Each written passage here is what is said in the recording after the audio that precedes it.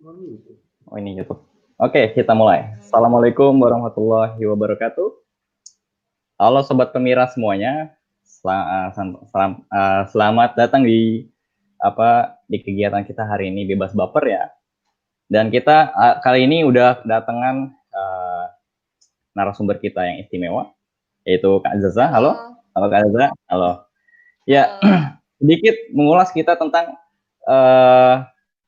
sosok yang menarik ini dari Kak Zaza ini ya. Ya, jadi Kak Zaza ini nama aslinya Nur Aziza, tapi kita panggil sekarang Zaza biar lebih akrab ya Kak. Oke, siap. Ya. Jadi Kak Zaza ini lahir di Bali ya. Lahir di Bali September 1098. Nah, sekarang sedang melaksanakan studi di Jakarta, di salah satu universitas Jakarta, yaitu Sekolah Tinggi Perikanan di Jakarta dengan Fisheries Processing Technology. Ya, gimana Kak kuliahnya? Lancar, aman ya? Halo? Ya, agak terputus sedikit. Nah, oke, kita lanjut aja. Jadi, sosok Kak Zaza ini memang menuai banyak sekali prestasi. Seperti misalkan sekarang yang paling sedang dipegang sama Kak Zaza itu sekarang menjadi duta Sekolah Tinggi Perikanan gitu, menjadi dutanya. Kemudian juga Kak Zaza ini sebagai duta genre dari Jakarta, DKI Jakarta dan Jakarta Selatan gitu, sebagai duta. Mohon maaf ini Kak Zaza agak terputus tadi ya? Iya. Tapi sudah kembali? Iya, tadi agak terputus, cuman sekarang udah connect lagi kok. Siap, nggak apa, kita lanjutkan. Jadi ini sangat berkaitan dengan tema kita yang hari ini, live bebas baper ini. Jadi bebas baper ini bebas, bincang, asik, bareng Permira gitu ya. Jadi kita harus menghilangkan norma-norma negatif dulu. Jadi baper di sini bukan galau, bukan apa ya. Jadi yang patah hati, yang lagi perasaan diam-diam matikan, yang kemana-mana jalan cuma aja itu nanti. Sekarang kita fokus ke genre. Oke, Kak Zaza ya, genre ya. Genrenya bukan genre tentang apa namanya, bukan genre reggae, bukan apa. Nah, bukan musik. Ini pokoknya ini nanti dijelasin semua sama Kak Zaza. Apa itu pokoknya seluk-beluknya genre, apa itu semuanya. Silahkan dari sekarang Kak Zaza bisa menjelaskannya. Terima kasih. Oke. Assalamualaikum warahmatullahi wabarakatuh. Mungkin saya ucapin selamat siang untuk yang ada di Rusia sana dan selamat malam untuk yang ada di Indonesia. Oke. Sebenarnya udah tahu kan tadi nama saya itu Zaza. Terus bagi yang belum tahu nih, genre, jangan salah pengucapan ya. Masih banyak banget orang yang nyebutinnya tuh genre, padahal it's genre, bukan genre. Karena kan generasi berencana, bukan generasi berencana. Nah, sebelum kita mulai ke genrenya sendiri, aku mau kenalin nih, salam genre. Jadi di genre itu ada salam buat jargonnya. Jadi gini, Kak Novel mungkin bisa ikutin ya. Jadi kalau misalnya aku bilang, salam genre, salam remaja genre, sehat, cerdas, ceria. Genre Indonesia, saatnya yang muda, yang berencana. Kayak gitu. Siap. Coba nanti saya ngomong apa Kak? Genre, sehat, kuat, gimana? Gini, saya ulangin lagi ya. Salam genre, salam. Salam genre. Remaja genre, saya jawab salam gitu ya? Sehat. Salam gitu. Ya, remaja genre, sehat, cerdas, ceria. Genre Indonesia, saatnya yang muda, yang berencana. Gitu. Bentar aja ya, Kak. Siap, Salam genre. Salam. Salamnya gini. Sehat, cerdas. Oh, gini. Tiga ya. Ya. Sehat, cerdas, ceria. Ya, terus remaja genre sehat. Remaja genre, sehat, cerdas, ceria. Sehat, cerdas, ceria. Terus baru genre Indonesia, saatnya yang muda, yang berencana. Kayak gitu. Iya, gitu ya. Agak terputus lagi. Siap. Agak terputus, kita sambung lagi. Gimana? Mau lagi salamnya? Atau gimana? Tadi agak kepanjangan sih. Oke. Atau mau langsung masuk gimana? Terserah Kak Oke, Zaza. langsung masuk. Nah, itu dia salam genre kurang lebihnya ya. Oke, jadi Oke. generasi berencana.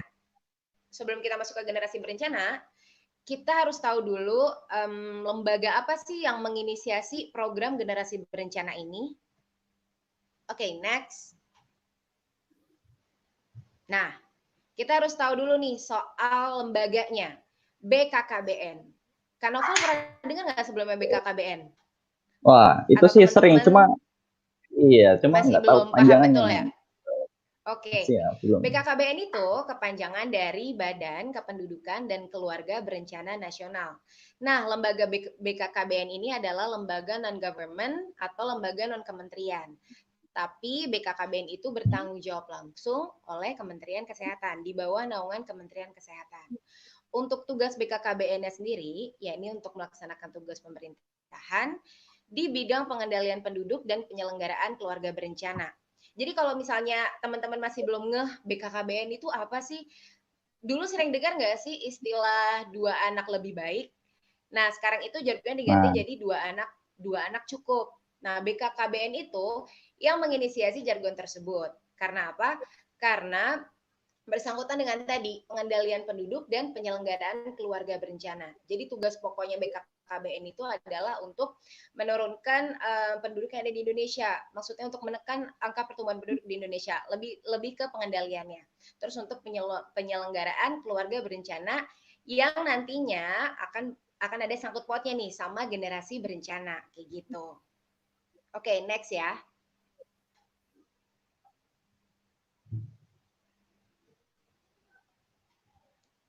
By the way, aku kecepatan gak sih?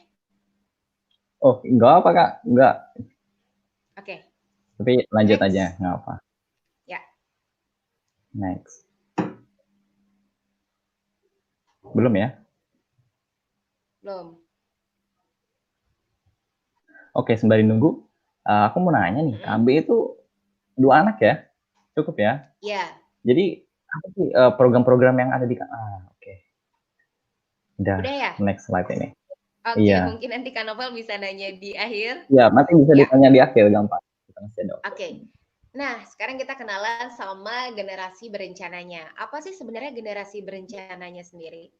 Kayak tadi, generasi berencana itu merupakan sebuah program yang dibentuk oleh BKKBN. Kenapa sih dibedain sama program keluarga berencana? Karena generasi berencananya ini sasarannya adalah untuk remaja. Jadi dikhususkan untuk remaja. Kenapa remaja? Karena remaja itu adalah aset atau pemangku utama dalam kemajuan bangsa. Remaja juga perlu untuk memiliki perencanaan ke depannya. Makanya dibuat generasi berencana yang dikhususkan untuk remaja. Jadi kalau misalnya fungsi dari generasi berencana ini sendiri yaitu untuk penyiapan kehidupan berkeluarga bagi remaja atau biasa disebut dengan PKBR. Nah, PKBR ini diberikan ke remaja lewat pemahaman PUP, pendewasaan usia perkawinan, yakni 21 tahun untuk wanita dan 25 tahun untuk laki-laki. Nah, kenapa sih harus 21 tahun untuk wanita dan 25 tahun untuk laki-laki? Kalau untuk wanitanya sendiri, kalau dari segi medisnya sendiri, wanita di umur 20 tahun itu belum siap untuk hamil. Dari secara alat reproduksinya belum siap untuk hamil. Kenapa? Karena bisa berimbas untuk ibu maupun untuk janinnya. Kalau untuk janinnya sendiri itu bisa mengalami prematur bahkan kematian pada janin nantinya. Dan kalau misalnya untuk ibunya sendiri bisa juga terkena penyakit-penyakit seperti preeklamsia contohnya. Nah, preeklamsia ini bisa memicu si ibu untuk gagal jantung, paru-paru basah, dan lain-lainnya kayak gitu. Nah, untuk laki-lakinya kenapa sih 25 tahun? Karena laki-laki itu harus siap secara mental dan juga materi. Bayangin kalau misalnya mungkin mereka sama-sama seumuran dan egonya masih sama-sama tinggi. Walaupun nggak menutup kemungkinan kalau misalnya walaupun mereka seumuran bisa aja nahan ego. Cuman kita lebih kepada preventif. Maka dari itu wanitanya 21 tahun dan laki-lakinya itu 25 tahun. Walaupun ini berbeda dengan undang-undang yang ada di Indonesia. Tadinya undang-undang di Indonesia itu Undang-Undang Nomor 1 Tahun 1974 yang sekarang sudah diganti ke Undang-Undang Nomor 16 Tahun 2019. Jadi isi di Undang-Undang Nomor 16 Tahun 2019 itu adalah pria dan wanita sama-sama berumur 19 tahun untuk usia minimal mereka menikah. Tapi kembali lagi karena kita mempertimbangkan dari segi kesehatan, dari segi mental dan materi juga secara perencanaan ke depannya, makanya di generasi berencana kita mengedepankan usia perkawinan usia dalam melakukan pernikahan itu adalah wanita 21 tahun dan laki-laki 25 tahun kayak gitu. Nah, goalsnya atau tujuan akhir dari adanya generasi berencana ini adalah agar kedepannya remaja itu merencanakan dalam pendidikan, dalam karirnya, hingga saat pernikahan nanti. Mungkin kedengeran sepele sih kayak, ih kan punya keluarga atau nikah tuh masih nanti, ngapain dipikirin sekarang kayak gitu. Atau mungkin bagi kita yang kuliah kayak mikirnya, ya lah masih nanti kali gitu. Masih nanti kali kerja, ikutin aja dulu arusnya. Nah, itu tuh nggak bisa. Kenapa? Karena kita tuh butuh perencanaan. Oke, lulus S1 bakal kemana nih? Lanjut S2 atau lanjut kerja dulu habis itu sambil ngambil S2? Apa gimana? Terus mungkin ngelihat dari segi materi yang kita punya atau persiapan yang kita punya. Terus nanti setelah kita berkarir, kita mau ngikut arus aja atau kita nih berkarirnya sudah kita rencanakan nih, oke. Berarti kan kita kalau dalam berkarir harusnya punya goals dong, kayak oh target nanti mungkin dalam 2 tahun atau 3 tahun atau mungkin cuma setahun udah bisa nyampe step ini nih sampai akhirnya nanti naik tingkat gitu. Terus mungkin sembari itu sambil mengumpulkan uang, terus untuk persiapan untuk kita pernikahan kayak gitu. Jadi semuanya harus ada perencanaan. Itu goals dari generasi berencana. Oke, next. Oke. Nah, kita juga harus tahu isi atau pokok dari genre yang biasa disebut kalau di genre itu 4 substansi genre. Yang pertama itu ada kependudukan dan pembangunan keluarga. Yang kedua ada kesehatan reproduksi remaja. Yang ketiga ada keterampilan hidup atau life skill. Dan yang keempat ada penyiapan kehidupan berkeluarga. Nah, kita bahas yang pertama nih, soal kependudukan dan pembangunan keluarga. Sesuai sama BKKBN tadi, soal pengendalian penduduk dan penyelenggaraan keluarga berencana, di genre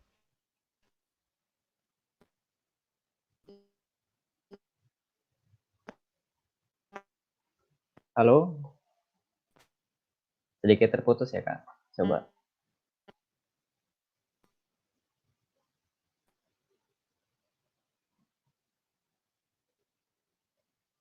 Halo Kak Zaza, ini mohon jangan di-mute dulu. Oke, ini kayaknya kepencet ya. ya ke-mute sendiri. Iya, ke-mute sendiri. Jadi, siap, oke. Tadi sampai yang ke pertama tuh, apa namanya, poin pertama.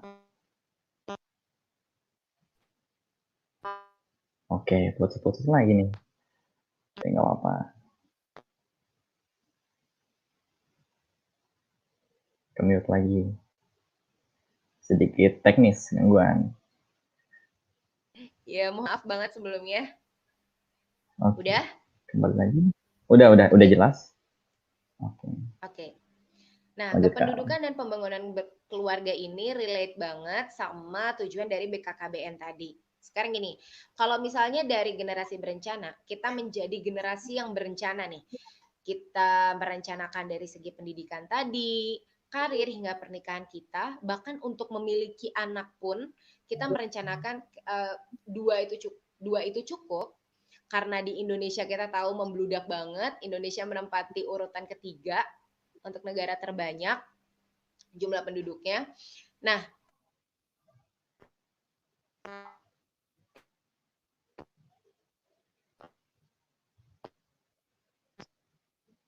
Halo. Salam genre.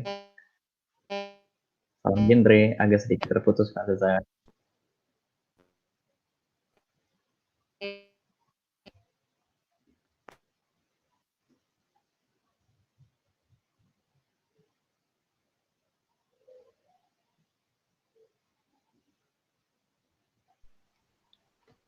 sudah connect?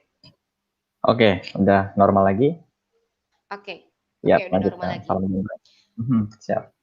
Ya, salam. Nah, jadi untuk kita udah harus sadar kalau misalnya perencanaan buat diri kita sendiri itu impact-nya gede banget, bahkan sampai ke pendudukan dan ke pembangunan keluarga itu sendiri. Impact-nya tuh kita tuh udah ngomongin cakupannya tuh luas, Indonesia gitu. Bayangin kalau misalnya semua orang berpikiran kayak ah nggak apa-apa cuman cuman saya doang kok ibaratnya yang nikah muda gitu. Cuman saya doang kok yang ibaratnya punya anak lebih gitu dari dua atau pengen punya anak banyak. Bayangin kalau semua orang berpikir kayak gitu. Maksudnya semua orang tuh nggak sepeduli itu sama impact ke depannya untuk bangsa kita. Pasti kependudukan itu akan meledak dan pembangunan keluarga itu nggak akan terjadi. Kenapa? Karena kayak ya udah sesuai kemauan sendiri aja dan tanpa perencanaan. Kayak gitu.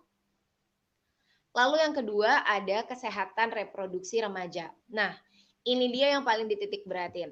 Di Indonesia, seperti yang kita tahu deh, sex education atau bahkan pengetahuan soal reproduksi, walaupun udah diajarin di sekolah, tapi kalau secara gamblangnya sendiri itu masih tabu banget di Indonesia. Misalnya nih, Kanoval. Kanoval tuh masih tabu nggak sih kalau ngomongin soal edukasi tentang seks sama orang tua? Atau Wah, sama itu adik sangat atau sama sangat kakak, jarang sekali. Sama keluarga jarang tuh kan? jarang sekali. Sama Nah, teman-teman kayak misalnya biasanya. ke mamah gitu misalnya, "Mah kalau aku nikah muda alat reproduksiku gimana ya?" Itu kan masih jarang banget dan masih tabu Nah, banget. Bahkan aku sendiri secara pribadi kayak masih ada rasa nggak enak gitu kalau ngomongin itu. Sometimes kalau kita ngomong nah, sama temen kita pun, misalnya temen kita yang lain ngedengerin gitu kita lagi ngomongin kayak, iya, misalnya, iya nih kayaknya kalau misalnya kita melakukan hubungan seksual sebelum umur 20 kayaknya bakal sakit deh alat reproduksinya atau gimana. Itu kan kalau orang denger tuh kayak masih, ih ngomongin apaan tuh gitu kan, masih tabu gitu. Nah itu mm-mm, dia, kesehatan iya. reproduksi remaja itu sangat ditekankan apalagi edukasinya. Makanya di genre itu banyak banget pengetahuan tentang kesehatan reproduksi remaja juga. Nah, terus yang ketiga, ada keterampilan hidup atau life skill. Sejatinya untuk menjadi generasi yang berencana, kita nggak selalu fokus sama satu hal kayak akademis aja. Kita juga harus punya life skill, kayak contohnya memasak, melukis, atau permesinan misalnya. Terus kayak misalnya public speaking, bahkan kemampuan kita dalam berorganisasi, itu juga jadi salah satu life skill, kayak gitu. Karena apa? Kedepannya pun kalau misalnya ketika kita bekerja, kita nggak melulu apa ya? Contoh ya ada nggak menyalahkan orang yang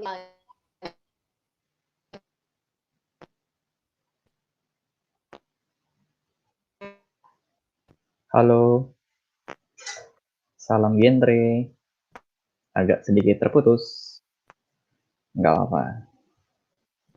Kita tunggu dulu.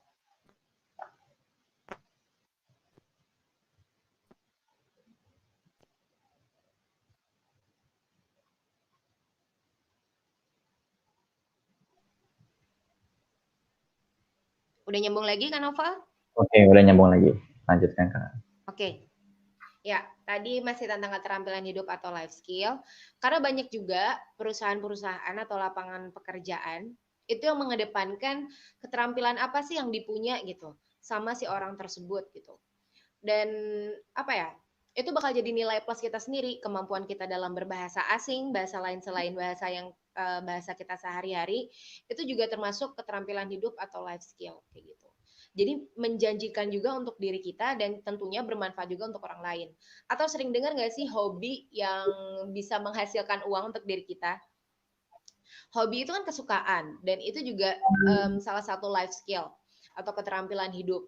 Nah, bahkan keterampilan hidup itu bisa bisa memberikan impact kayak penghasilan penghasilan gitu untuk diri kita sendiri. Dan tentunya kan pasti bermanfaat buat orang lain gitu. Terus yang terakhir ada penyiapan kehidupan berkeluarga. Nah,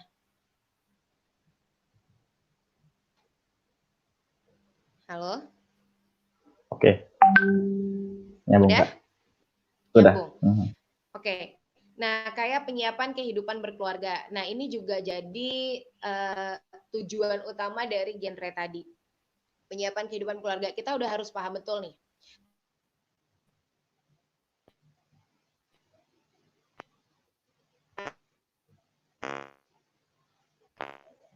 Halo, salam genre. Agak sedikit terputus. Kita tunggu dulu.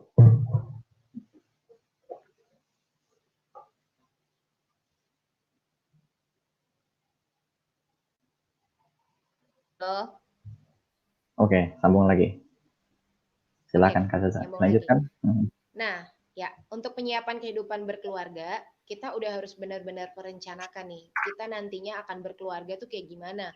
Kita misalnya udah harus tahu nih, oh budget pernikahan segini, budget gedung segini, budget catering segini. Nggak cuman kayak, ah udah mau nikah aja gitu, udah pacaran lama. Justru udah harus merencanakan nih.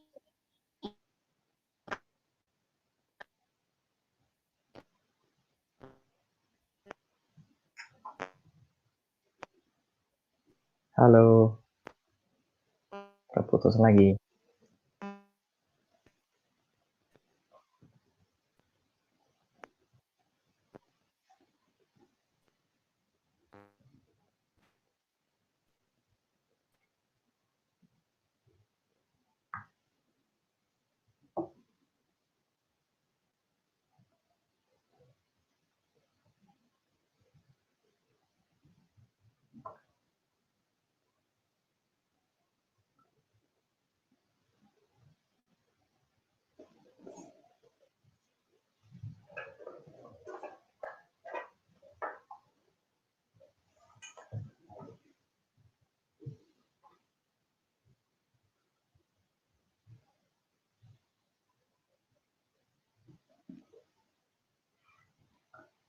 Oke, lumayan lama terputusnya.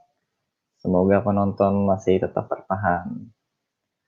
Nggak apa, kita tunggu ini ilmu. Ah, maaf Jadi, banget, maaf banget. oke, udah masuk lagi Kak. Koneksi aku jelek banget. Nggak Udah? apa-apa.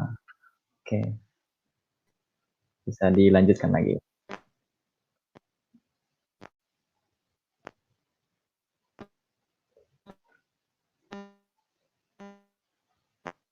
Masih putus-putus lagi.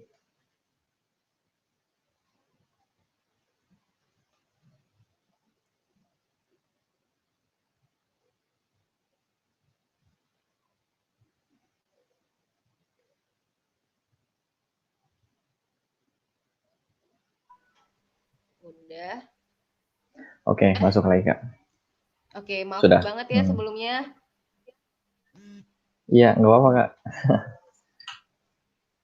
Nah, jadi untuk penyiapan kehidupan berkeluarga tadi, karena ketika kita menikah, kita nggak hanya menyatukan dua insan, tapi dua keluarga.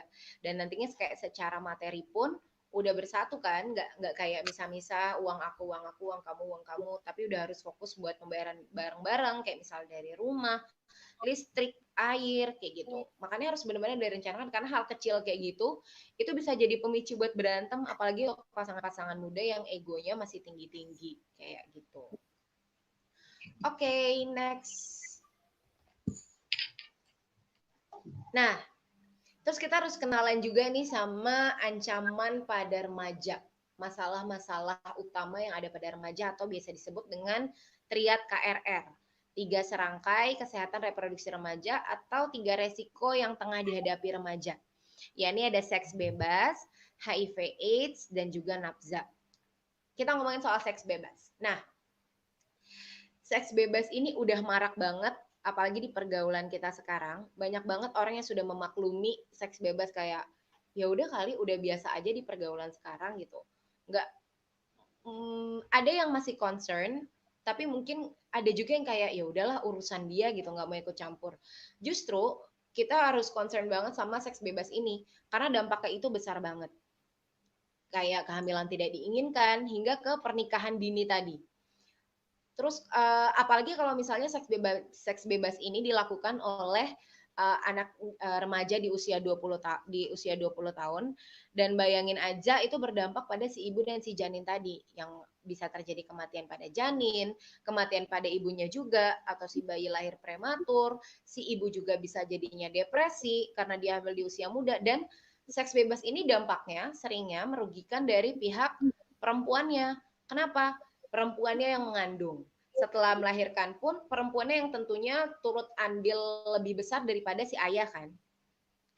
Um, dan dia masih di usia muda gitu, dia masih punya cita-cita, terus masih ingin berpendidikan tentunya, terus harus berkarir juga karena mau gimana pun walaupun itu pilihan masing-masing, tapi pasti si ibu ini memiliki keinginan untuk berkarir kayak gitu. Pengalaman lah minimal. Terus masih pengen explore diri, mungkin untuk si wanitanya masih ingin ikut-ikut kalau misalnya aktif mungkin pengen ikut organisasi apa, ikut komunitas apa, atau masih pengen berpergian keliling dunia mungkin. Cuman kan dalam melakukan sesuatu, si pihak wanitanya ini harus izin dulu ke pihak suami, apalagi kalau dari segi agama kan kayak gitu. Tapi harus terpatahkan karena sudah memiliki anak dan sudah memiliki tanggung jawab pada suami. Si laki-lakinya pun kayak gitu.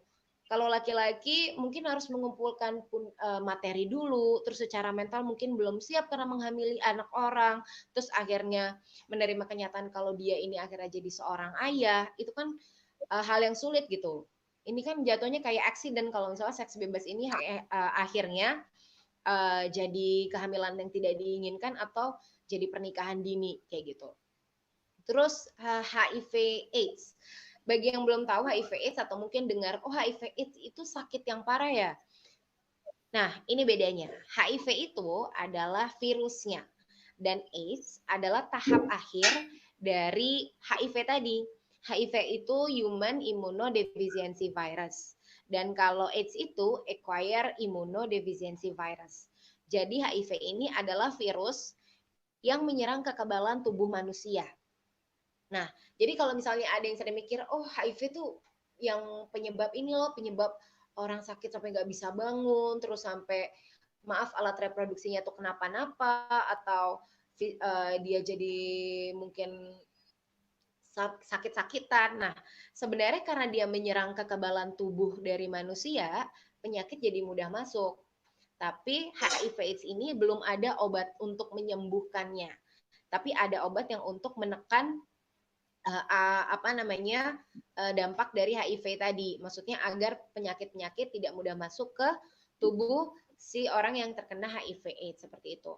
Banyak juga mungkin orang yang menyebutkan ODHA atau orang dengan HIV/AIDS, padahal HIV/AIDS itu tidak menyebar lewat udara, tidak menyebar lewat air liur, tapi menyebar lewat darah, ASI, sperma, dan juga cairan lubrikasi pada wanita. Jadi kalau misalnya mungkin kita punya orang terdekat yang terkena HIV/AIDS, harusnya kita rangkul dan nggak kita sudutkan seperti itu. Karena seperti tadi HIV itu nggak sembarang dapat menular kayak gitu. Nah di sini nih HIV/AIDS ini kenapa jadi ancaman untuk remaja? Karena dari seks bebas tadi akan dengan mudah menularkan HIV/AIDS karena HIV/AIDS tadi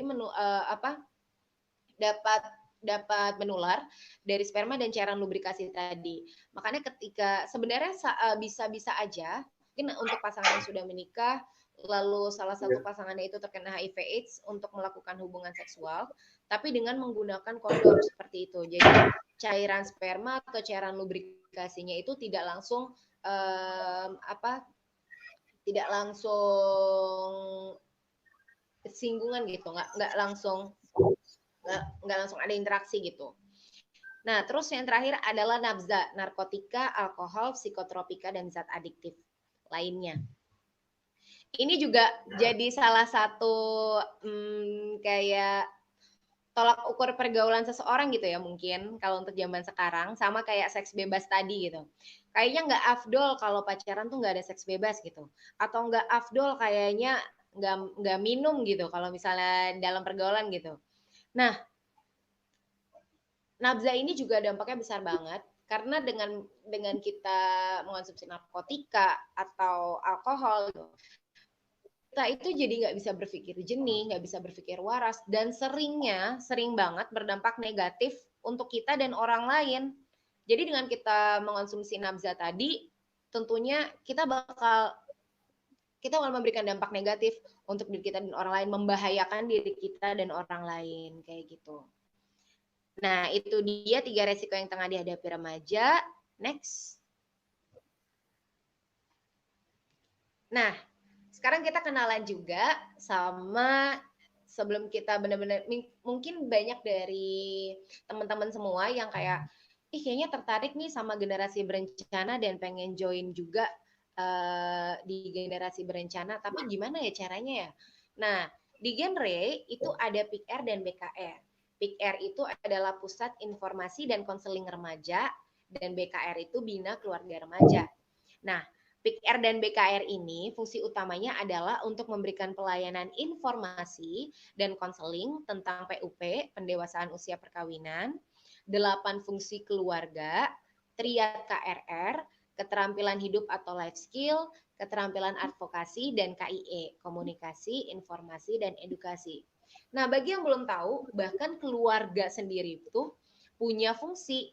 Ada fungsi agama, fungsi sosial dan budaya, fungsi cinta dan kasih sayang, fungsi reproduksi, fungsi sosialisasi dan pendidikan, fungsi ekonomi, dan banyak lagi. Nah, itu dia. Bahkan di genre aja, di genre aja diajarin soal 8 fungsi keluarga gitu. Kalau misalnya keluarga itu berjalan nggak berjalan aja, ada fungsi-fungsinya baik dari antar suami istri, dari orang tua ke anak, dari anak ke anak, dari keluarga itu sendiri ke lingkungannya. Nah, itu diajarkan juga di PIK-R dan BKR, yakni lewat pengetahuan 8 fungsi keluarga tadi. Nah, apa sih bedanya PIK-R sama BKR? Kalau PIK-R ini itu oleh, dari, dan untuk remaja. Jadi dikhususkan untuk remaja. PIK-R ini juga ada 2 jalur masyarakat dan jalur pendidikan. Jadi kalau di Indonesia sendiri udah banyak banget PIK-R tersebar di sekolah-sekolah dan universitas, dan ada juga dari jalur masyarakatnya. Jadi mungkin ada komunitas PIK-R ini ada di sekitaran masyarakat. Nah, ada juga di universitas-universitas. Nah, kalau di sekolah aku sendiri itu nama PIK-R-nya PIK Taruna KKP Sekolah Tinggi Perikanan. KKP itu Kementerian Kelautan dan Perikanan kayak gitu. Nah, kalau BKR sendiri itu adalah kumpulan orang tua yang memiliki remaja atau concern soal masalah remaja atau khawatir tentang masalah remaja dan generasi berencana kayak gitu. Ini masih connect nggak ya?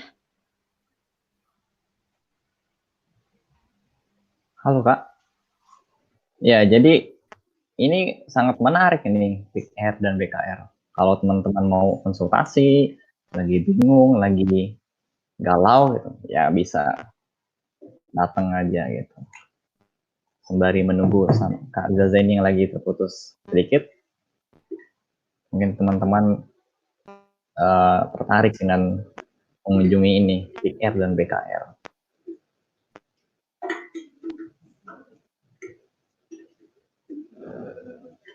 Dan lagi pula pun PIK-R dan BKR, coba nanti kita tanyakan sama Kak Zaza apakah kalau kita sekedar konsultasi, sekedar curhat, kalau kita lagi bingung gitu, apakah gratis gitu ya? Coba kita tanyakan.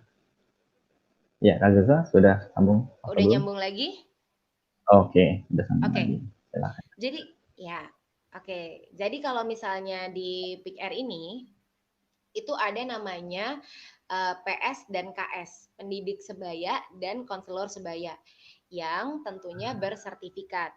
Kalau pendidik sebaya ini fungsinya untuk memberikan informasi-informasi terkait dengan generasi berencana dan pokok-pokoknya. Nah, kalau konselor sebaya ini fungsinya untuk menjadi konselor, mengkonseling. Nah, kenapa sih ada konselor sebaya gitu? Karena gini, mungkin orang mikir kayak kenapa sih ada konselor sebaya padahal ada psikolog gitu. Nah, kalau misalnya psikolog mungkin udah ke yang lebih berat kali ya masalahnya, dan lebih ke mental atau seperti apa. Cuman kalau misalnya ke konselor tuh, dan kenapa konselornya remaja-remaja juga, karena gini nih, misalnya Kak Novel tuh lebih nyaman cerita ke orang tua atau ke teman sendiri nggak sih? Atau ke teman sendiri? Pasti ke teman Iyalah, sendiri kan, pastinya lebih kita nyaman ke, lebih nyaman. iya, lebih nyaman ke yang seumuran karena mereka tuh paham gitu apa sih yang lagi terjadi di remaja zaman sekarang kayak gitu. akan lebih nyambung gitu ngobrolnya. Jadi dalam menjadi pendidik sebaya dan konselor sebaya ini ada pelatihannya juga. Makanya pendidik sebaya dan konselor sebaya ini bersertifikat dan tentunya sesuai dengan kebutuhan remaja-remaja untuk tahu tentang generasi berencana dan untuk butuh teman curhat soal kehidupan mereka, terutama tentang kesehatan reproduksi mereka, tentang misalnya dalam pacaran mereka tuh mereka ada masalah apa gitu, apalagi sampai masalah-masalah fatal seperti seks bebas atau mungkin dari mereka pribadi menggunakan nafza kayak gitu. Nah, solusi next. buat teman-teman ya. Ya. Oh ya, mungkin buat kedepannya bisa nih di Universitas Rusia dibangun PIK-R juga, biar mungkin remaja di sana lebih melek tentang generasi berencana kayak gitu. Iya, boleh. Oke, aku juga pengen ngasih tahu sedikit nih soal apa sih yang lagi terjadi di Indonesia gitu. Contoh kayak tingkat pernikahan dini di Indonesia, presentasinya itu dari 14,18% di tahun 2017 menjadi 15,66% di tahun 2018.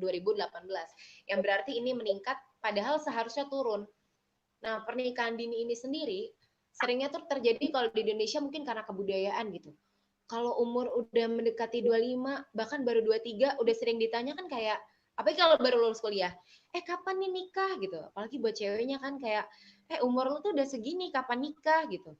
Ayo dong buruan nikah nanti keburu tua. Padahal kalau sebenarnya kalau di luar itu fine-fine aja kan mau nikah umur 30, umur 32, 28 gitu.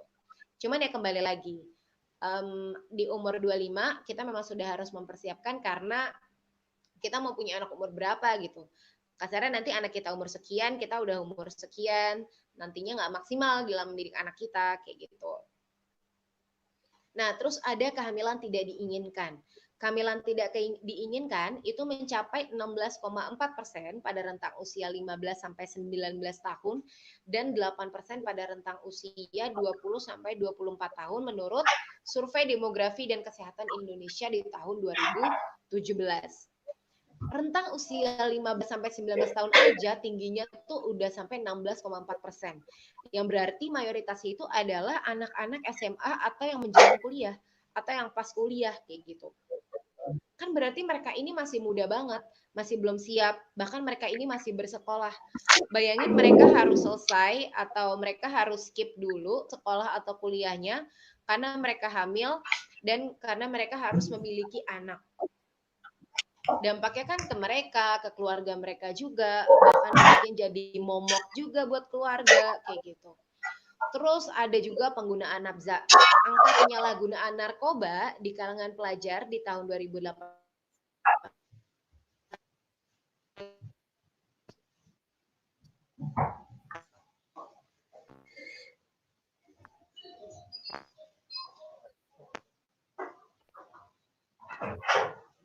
Halo, Kak Zaza, salam genre. Agak sedikit terputus lagi, Bung, tapi nggak apa. Kita tadi sampai ke penggunaan nafsa ya. Jadi memang ini sangat mengejutkan karena umurnya itu dari 15 sampai 35. Ini umur-umur masih sangat muda sekali. Ini umur 15 ini umur masih SMP. Ya, benar SMA banget ya. kan Noval. Dan umur 15 sampai 35 tahun itu kan umur-umur di mana kita tuh masih explore diri gitu. Masih mencari jati diri, masih mencari-cari kita nantinya harus kemana, mau jadi apa, mau bagaimana, kayak gitu. Oke, next. Oke. Nah, bagi yang belum tahu, pada tahun 2020 sampai 2035 mendatang, kita bakal kedapatan bonus demografi yang nantinya akan menyongsong Indonesia Emas di tahun 2045. Apa sih bonus demografi itu? Bonus demografi merupakan kondisi saat struktur penduduk didominasi oleh kalangan usia produktif, yakni usia 15 sampai usia 64 tahun. Jadi nanti di tahun 2020 sampai 2035 usia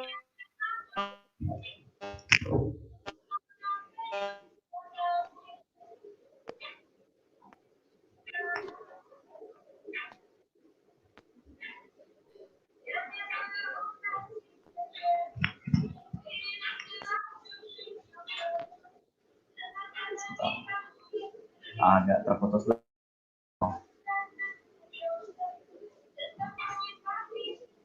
Oh, sekarang memang pembahasan tentang bonus demografi ini sangat menarik sekali karena di Rusia ini kita mengalami yang namanya krisis demografi kalau di Rusia ini. Namun kalau di Indonesia kita lihat kita akan menghadapi yang namanya bonus demografi. Sembari menunggu Azaza yang lagi terputus, aku mau jelasin sedikit tentang yang demografi di Rusia ini.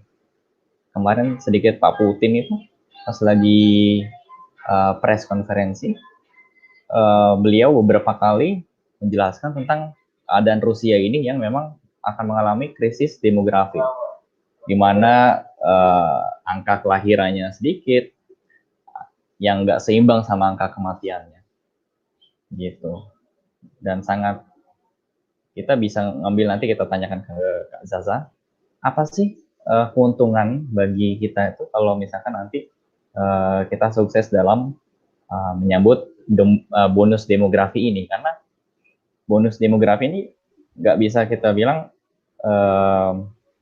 kita nanti sukses atau tidak gitu. Maksudnya gimana? Kita bisa menentukan ini sukses atau tidak. Kalau kita nggak bisa memanfaatkannya, tidak sukses nantinya. Ya, Kak Zaza ya. Dan bagaimana nanti kiat-kiatnya kalau agar gimana kita bisa memanfaatkan peluang ini gitu.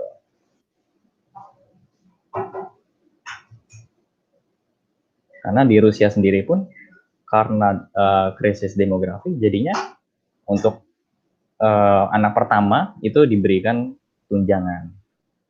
Untuk anak kedua itu saya kurang tahu, tapi kalau ada dari keluarga yang misalkan mereka punya anak lebih dari 2 ya, 3, 4 atau 5 bahkan, itu pemerintah langsung membayari gitu. Jadi apartemennya dikasih, maksudnya dibiayai, kemudian uang bulanannya, tunjangan untuk kebutuhan hidup juga dikasih gitu. Jadi ini di Rusia dan terutama di negara-negara Eropa ini difasilitasi karena mereka memang menghadapi krisis demografi gitu. Jadi sedikit di mereka yang ingin menambah keturunan gitu. Sangat berbeda di kita ya. Kalau di kita malah semakin banyak gitu. Udah connect lagi kan, Novel? Oke, sudah masuk lagi. Silakan Kak Zaza disambut. Oke. Nah, kita udah harus tahu nih apakah bonus demografi nantinya akan menjadi bonus atau malah menjadi bencana.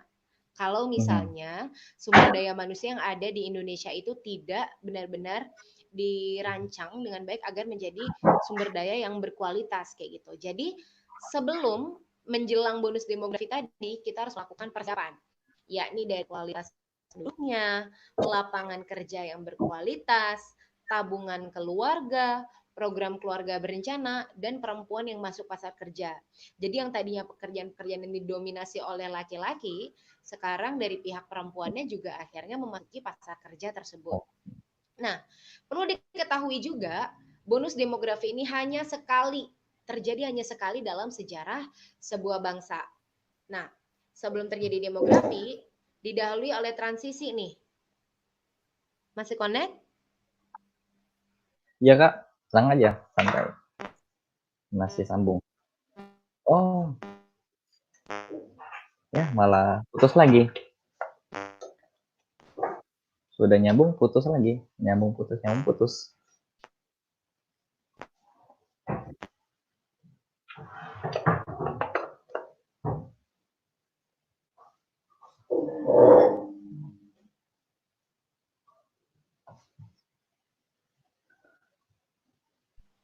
Nah, jadi Udah memang nyambung lagi kan, Noval? tadi udah nyambung lagi.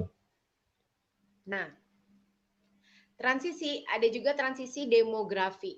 Jadi sebelum terjadinya bonus demografi didahului oleh transisi demografi. Yang pertama adalah turunnya angka kelahiran dan angka kematian. Dan yang kedua adalah proporsi penduduk usia angkatan kerja itu mulai meningkat. Nah, kita juga lihat dari jendela peluang proyeksinya. Terjadi selama 10 tahun, yakni 2020 sampai 2030 dengan angka ketergantungan sebesar 44% 100. Berubah menjadi 4 tahun, yakni 2028 sampai 2031. Karena tingkat fertilitas stagnan. Jadi angka ketergantungannya 47/100.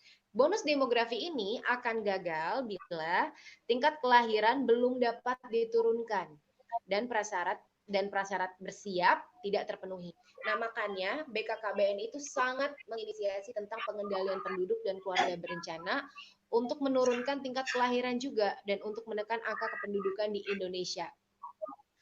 Terus perencanaan yang diajarkan oleh generasi berencana dan BKKBN tadi adalah agar sumber daya manusia di Indonesia itu bersiap untuk menghadapi bonus demografi. Sehingga kita bisa menjadikan bonus demografi itu sebagai bonus dan bukan sebagai bencana, kayak gitu. Oke. Jadi harus tough ya, untuk laki, untuk perempuan harus lebih tough. Perempuannya juga masuk ke lapangan kerja gitu ya. Putus-putus kah?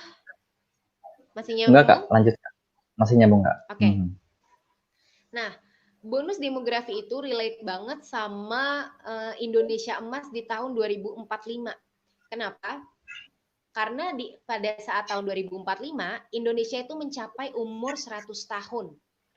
Yang berarti 100 tahun emas. Jadi apa aja sih yang udah dilakukan Indonesia selama 100 tahun itu, kayak gitu. Jadi ketika Indonesia ini mencapai usia emas, mengapa di tahun 2045? Karena pada rentang 2020 sampai 2045, 70% penduduk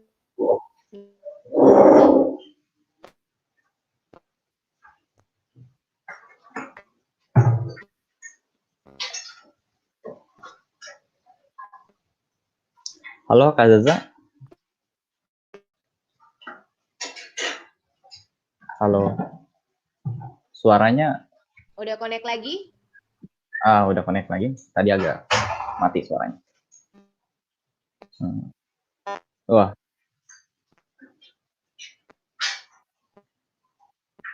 Halo?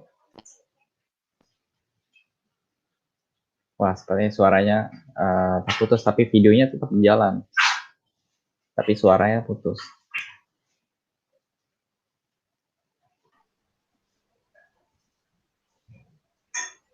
Tes, coba lanjutkan, Kak Zaza. Tes. Ya, udah kedengeran? Oke, udah kedengeran lagi. Lanjutkan. Oke. Nah, untuk pendapatan per kapitanya sendiri saat menuju generasi emas 2045, itu Indonesia diproyeksikan menjadi salah satu dari 7 kekuatan ekonomi terbesar di dunia. Kayak gitu.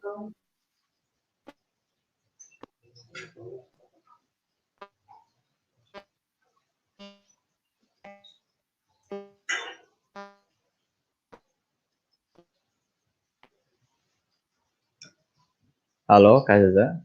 Suaranya terputus lagi.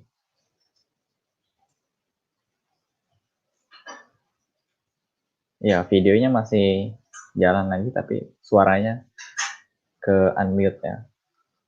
Ke unmute maksudnya. Itu bisa di...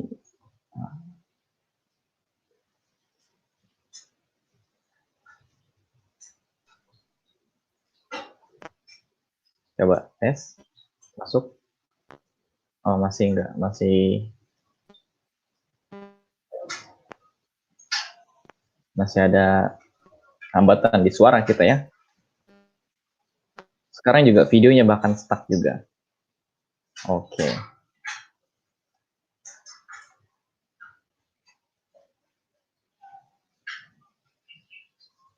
Masih belum. Ya, masih. Suaranya masih. Oke, udah bisa? Sekarang udah masuk.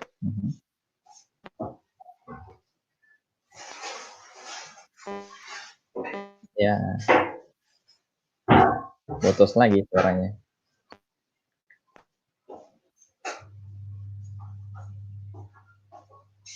Belum. Suaranya belum masuk. Oke, udah? Ya, ini masuk. Coba lagi, lanjutkan lagi. Masih putus nyambung juga suaranya.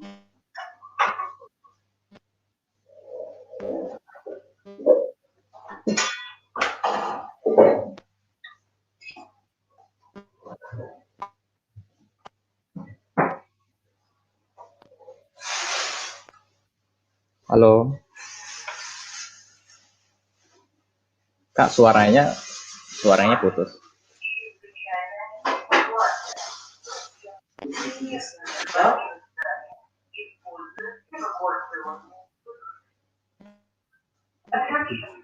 Suaranya Kak putus, Kak. Belum masuk.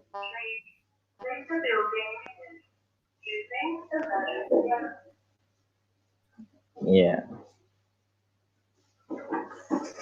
Halo.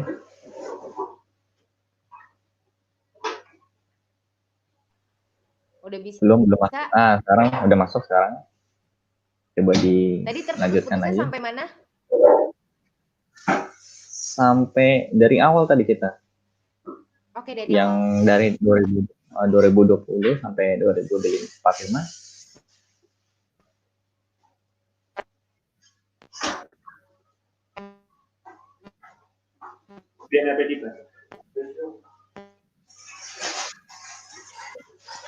Halo, suaranya masih putus juga. Suaranya belum nyambung.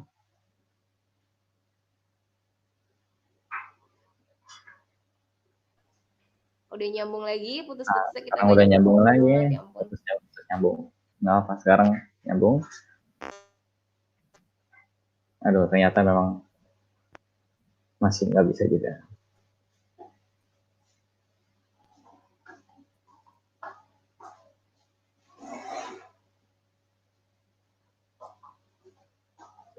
Akan ulang soal generasi emas. Oke, masuk nih. Oh.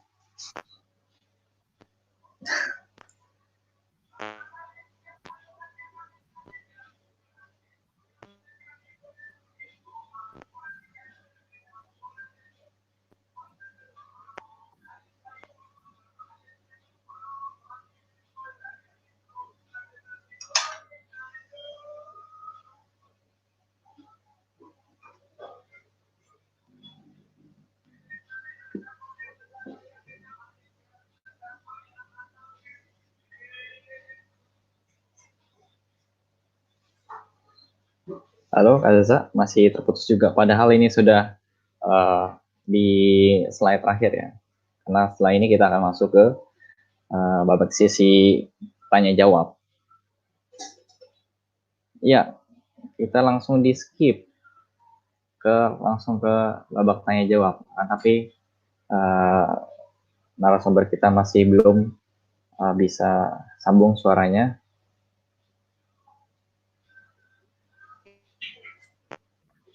Bagaimana, Kanza? Sudah siap?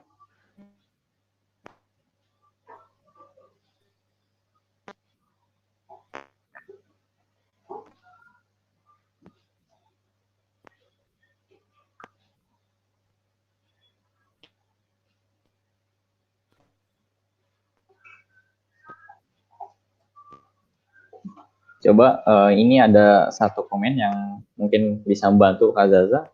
Mungkin suaranya saja, tapi videonya ya bisa di stop, tapi yang penting suaranya masuk begitu Kak. Apakah bisa seperti itu?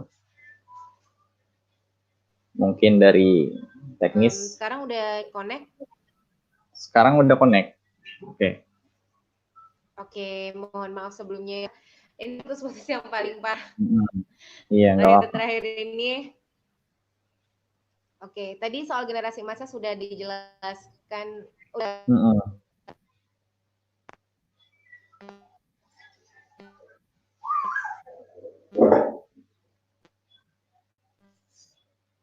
Suaranya masih hilang lagi. Kabur-kaburan suaranya ya. Jadi sembari nunggu, nanti para penonton, pemirsa semuanya bisa sembari nanya gitu ya. Kalau ada pertanyaan gitu, bisa langsung ditulis di komen, nanti kita bacakan.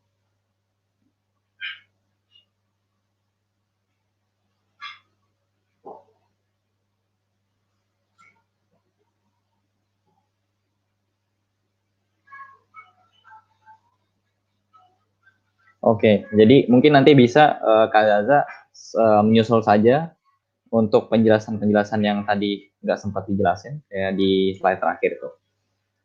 ditulis di komen kalau misalkan memang tidak memungkinkan suaranya seperti itu. Nanti jadi kita bisa membaca dari tulisan Kak Aza itu di komen. Seperti itu, Kak.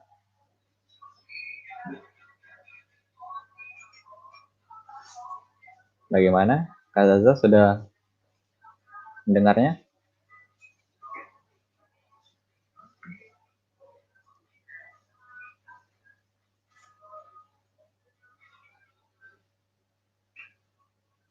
Masih mute juga suaranya. Ya, jadi memang program-program yang dijelaskan oleh Kak Zaza ini adalah penawaran solusi dari pemerintah untuk menyimbangi populasi kita yang sekarang semakin membludak ini. Jadi ini hanya tawaran solusi. Adapun bagi teman-teman yang memang mempunyai beda pikiran gitu, ya silahkan gitu. Ini hanya sebuah tawaran, tidak diwajibkan seperti itu ya Kak. Mohon kalau salah diluruskan. Kemudian kita baca ada pertanyaan di sini. Di kalangan masyarakat masih saja ada yang mengatakan, oh iya sekarang saya masuk Kak. Bagaimana kalau kita mulai saja langsung jawab Kak? Ya. Karena ini udah banyak yang pengen nanya nih. Dari pertama dari Az-Zuhri Kadrawi Aziz, pertanyaannya, di kalangan masyarakat masih ada saja yang mengatakan lebih baik menikah muda daripada terjerumus perzinahan. Nah, bagaimana peran dan pendapat Kakak sebagai duta genre yang dalam menghadapi hal ini? Seperti itu Kak. Jadi memang untuk menghindari kecelakaan begitu Kak. Oke. Bagaimana Kak? Ya, jadi gini. Seperti yang sempat aku singgung tadi, jadi di Indonesia itu masih sering banget ada kebudayaan yang kayak kebudayaan di Indonesia itu mungkin karena mayoritasnya Islam juga. Jadi mungkin udahlah nikahin aja gitu, walaupun masih muda, mengatasnamakan misalnya agar tidak terjadi perzinahan gitu. Tapi kembali lagi ke orang tersebut. Makanya di genre itu sangat ditekankan tentang edukasi mengenai seks, tentang kesehatan reproduksi remaja, agar remaja-remaja khususnya di Indonesia itu paham betul apa sih dampak dari pernikahan dini. Karena itu kan jatuhnya pernikahan dini gitu. Walaupun mungkin kita jatuh menghindari zina, kenapa nggak skip dulu pacarannya biar tidak terjadi zina gitu. Walaupun mungkin susah, cuman kita juga harus memahami dari segi medisnya, dari segi kesehatan reproduksi remaja, dari segi kesehatan reproduksi kita sendiri, ke depannya tuh impact-nya bakal seperti apa, terutama untuk si ibu dan si janinnya nanti. Nggak mau kan pasti kalau misalnya kita nanti memiliki bayi dengan berat badan rendah, itu kan kasihan si bayinya ke depannya. Dia kan tidak minta seperti itu, tapi jatuhnya dari kesalahan orang tuanya. Kenapa tidak melakukan perencanaan yang matang untuk memiliki anak, untuk memiliki pernikahan, dan untuk memiliki bahtera rumah tangga.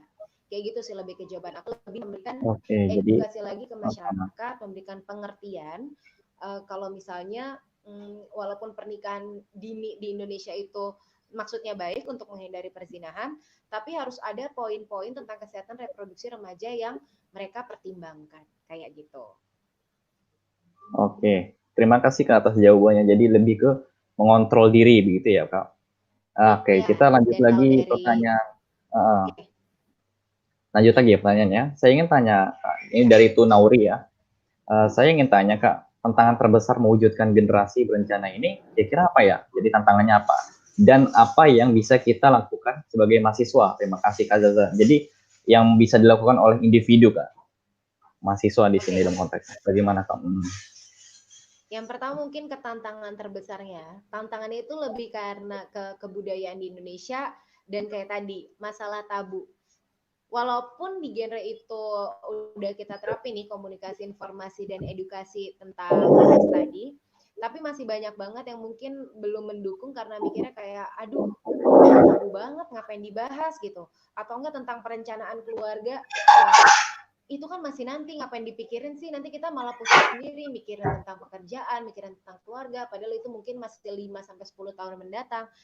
karena masih lama, kita harus merencanakannya dari sekarang agar nanti setelah kita sudah berkarir, setelah kita sudah berkeluarga, semua itu sudah matang dan kita nggak keteteran kayak gitu. Dan peran kita sendiri sebagai mahasiswa adalah sekarang kan udah era digitalisasi ya, udah industri 4.0 nih, udah banyak banget edukasi-edukasi di internet.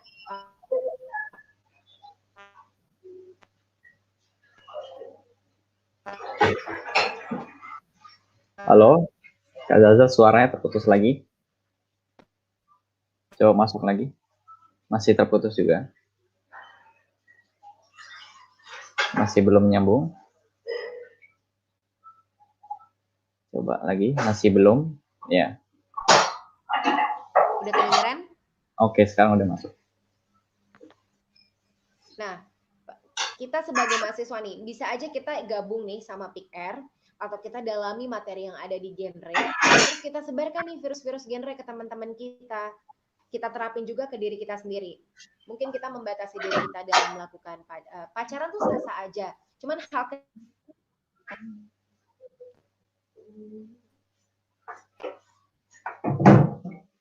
Ya, ternyata suaranya terputus lagi, Kak.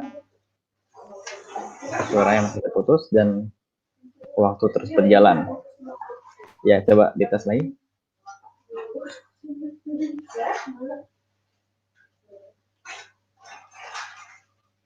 Ya, belum masuk suaranya. Udah jalan lagi? Oke, udah jalan lagi.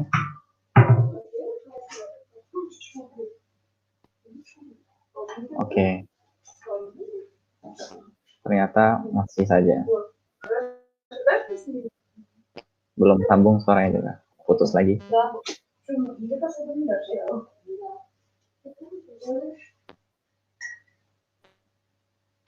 Oke.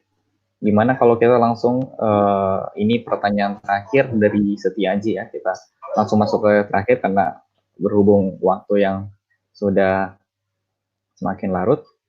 Bagaimana cara menyikapi mental untuk pernikahan dini akibat perjodohan orang tua?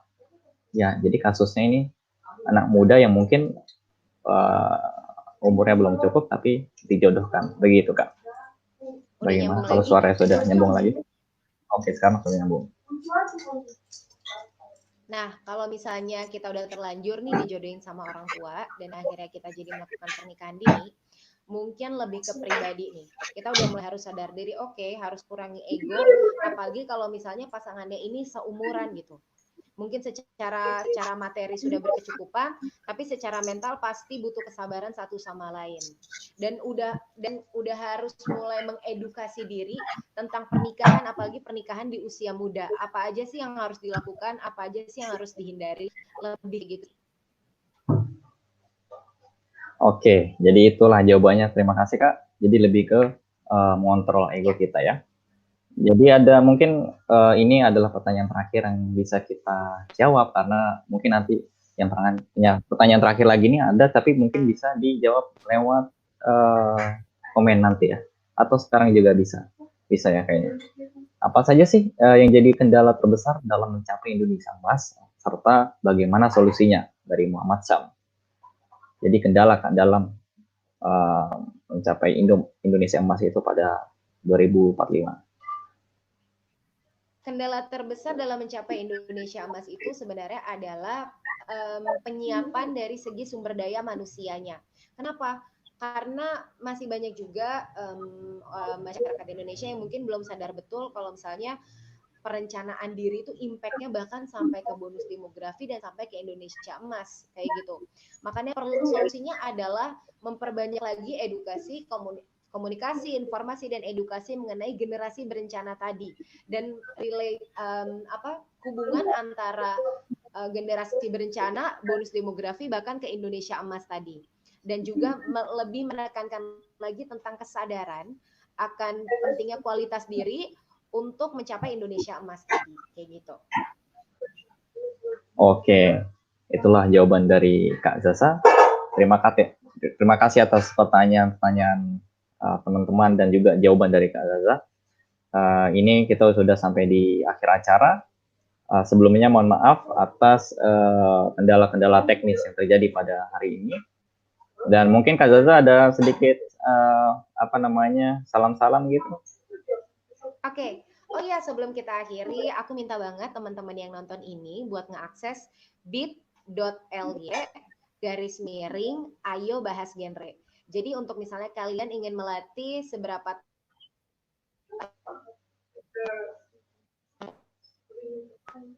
Oke, suaranya terputus. Mungkin nanti teman-teman yang ingin mengakses linknya bisa nanti Kak Zaza ditaruh di komentar ya. Oke, mungkin itu terakhir dari kita. Terima kasih atas partisipasinya hari ini. Saya Noval Hasan Lazhar. Mohon pamit undur diri. Terima kasih. Salam perhimpunan. Assalamualaikum warahmatullahi wabarakatuh. Dadah semuanya.